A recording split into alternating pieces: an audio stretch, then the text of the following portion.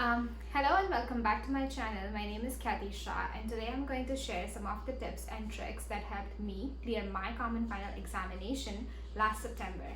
So as we all know, the Common Final examination aka CFE is a 3-day examination, that is day 1 of 4 hours, day 2 of 5 hours and day 3 of 4 hours again. I'm going to reiterate this again and again that the only key and the fundamental approach to the Common Final examination is plan, plan, plan. No matter how much you plan, the timing is also important. So you have to plan your cases accordingly so that you can manage your time and write everything that you want to or that you're supposed to achieve that competent level, the breadth and depth to clear the Common Final examination and to move one step closer towards your designation. So let's get started with some of the tips. Day 1. Day 1 is a capstone 1 based case, which is very less technical based but more on the fundamental aspects, that is the strategy and governance, what the case is all about, SWOT analysis, the organization structure. So this is not a surprise case, but it is already given by the institute beforehand, the capstone 1 case. But this capstone 1 case scenario fast forwards to another year, and that is how they give you a basic idea of what they are expecting from you, what the company is now planning to do, and what you are going to give to the management as your report. So capstone 1 case and day 1 case, they go similar hand in hand, and the only tips I would give there is to prepare a common summary of the capstone 1 facts. That is what the case was all about: the organization structure, SWOT analysis, what were the basic strengths, weaknesses, how the company is approaching going forward, key management personnel, what are the major regulatory environment, industry factors, and the like. So the more you understand the capstone 1 case, the more facts or the gist you prepare from the capstone 1 case will help you crack the day 1 case better. I'm not saying that it would not be completely technical based or there wouldn't be any technical aspects, but it would be very limited. Only some portion of the quantitative aspects that you will have to figure out based on what the case is all about. So yeah, another question that I'm commonly asked about majorly all the cases, all the days, is that whether you should be like selecting quantitative aspects first or the qualitative ones. And I would generally say that it depends on what the case is, it is subjective based on the facts of the case. But if the qualitative aspects are not dependent on the quantitative factor, that is the quants, the numeric aspect of it, then you may go forward and write the qualitative aspect first and then go to the numeric approach. But as I said before, it depends on the case-to-case facts. Day 2, I would like to say again, plan beforehand. Day 2 is a very comprehensive case, a very exhaustive one, and it requires a lot of strength, a lot of reading, a lot of capturing information from the basic facts of the case, from the annexures, and figuring out interlinked assessment opportunities, hitting all the assessment opportunities, as we like to say, AOs, of your elective component. Say if it is assurance, you'll have to hit all the AOs of the assurance subject so that you get competent in assurance only. Because day 2 is an independent link where you have to be competent in your elective subject, otherwise you don't get an opportunity again, because day 3 is all about multi-cases.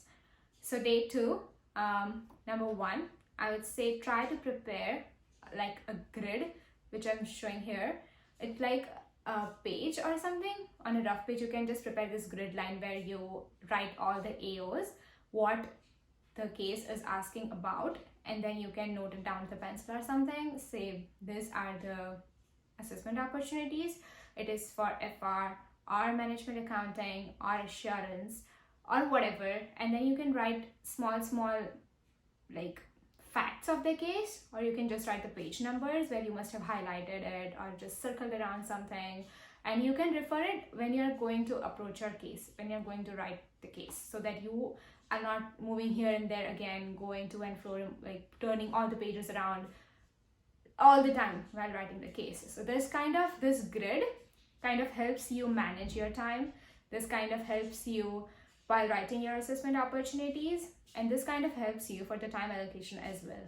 Now, as important as planning is, time management is equally important. You have to allocate your time accordingly before starting writing the case. So you have to say that for the assessment opportunity, I'm writing the first AO, I'm going to give 5 to 10 minutes. The second AO, I'm going to give like 10 to 15 minutes.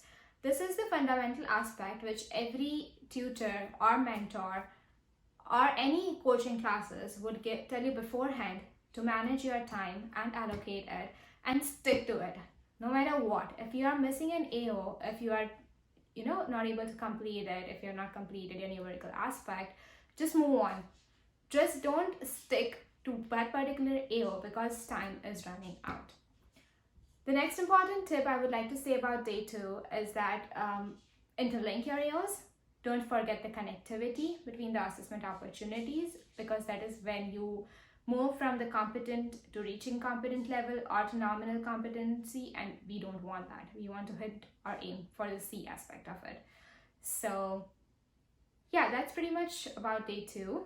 The interlink aspect, the grid, planning, time management, and try to write as much as you can, hit all the AOs you have to for your elective component. Say if it is assurance. If possible, try to write all the AOs for assurance first or your elective component first, only if they are not interrelated.